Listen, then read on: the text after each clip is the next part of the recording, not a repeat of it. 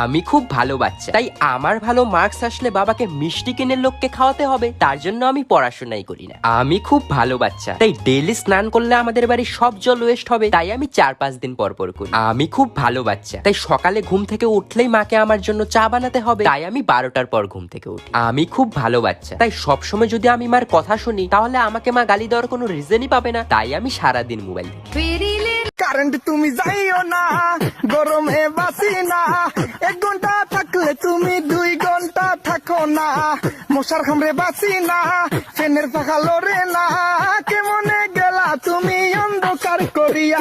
খুব গরম লাগছে ভাই, মটকা আইসক্রিম খেতে চাই, এসি ছাড়া শান্তি নাই, একটু আমডাল দাও খাই, স্নান করি 5 বার, দিনে বেরোই না আর, ইউটিউব দেখি মেঝেতে শুয়ে, ক্লাইমেট চেঞ্জ দিচ্ছে ধুয়ে, চলো এবার গাছ লাগাই।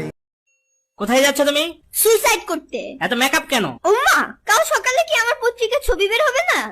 ভাই বলতো রসুন রসুন, বিয়ে করতে বসুন ইয়ে। ভাই বলতো ফোর ফোর, তুই হেডমাস্টারের জুতো চোর ইয়ে। ভাই বলতো ডিজে ডিজে, তোর প্যান্ট ভিজে ইয়ে। ভাই বলতো আসি। না ভাই আমি বলবো না। ভাই বল না। না ভাই আমি আর বলবোই না। আরে ভাই বল না, এটাও তো খারাপ না তো। আচ্ছা আসি। হনুমান তোর মাসি ইয়ে। তোর হাতের মোবাইলটা তো অনেক সুন্দর। সুন্দর তো হবে, আইফোন 14 প্রো ম্যাক্স। তা কত টাকা দিয়ে কিনলি? দৌড় প্রতিযোগিতায় জিতেছি। কি কস? তা কত জনে দৌড়াইছিলি? 3 জন। কে কে? একজন পুলিশ, একজন মোবাইল দোকানদার আর আমি। আব্বা তোমার একটা কথা জিগাই। কি কথা আব্বা? জিগাও। আব্বা তুমি আঙ্গর আম্মারে কি দিকে বিয়া করছিলা? ও তোর আম্মার যে গালে একটা তিল আছে না, ওই তিল্লা দিকা তোর আম্মারে বিয়ে করছিলাম।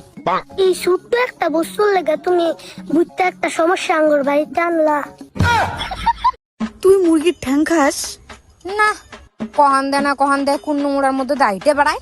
মুরগির ঠ্যাং খাবে না, ডিমটা ভাল লাগে, ডিমটা খাই। হ্যাঁ ডিমটা তো খাবি। মুরগির গুয়া দিয়ে বানাই যে। মুরগির গুয়া দিয়ে বানাই যে।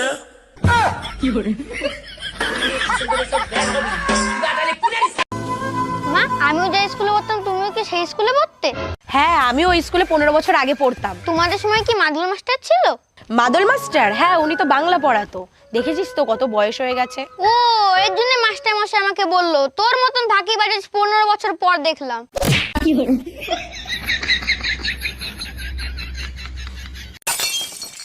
আমার জীবনের সাথে খেলিস না, আমার এইটুকু মন যদি ভেঙে যায়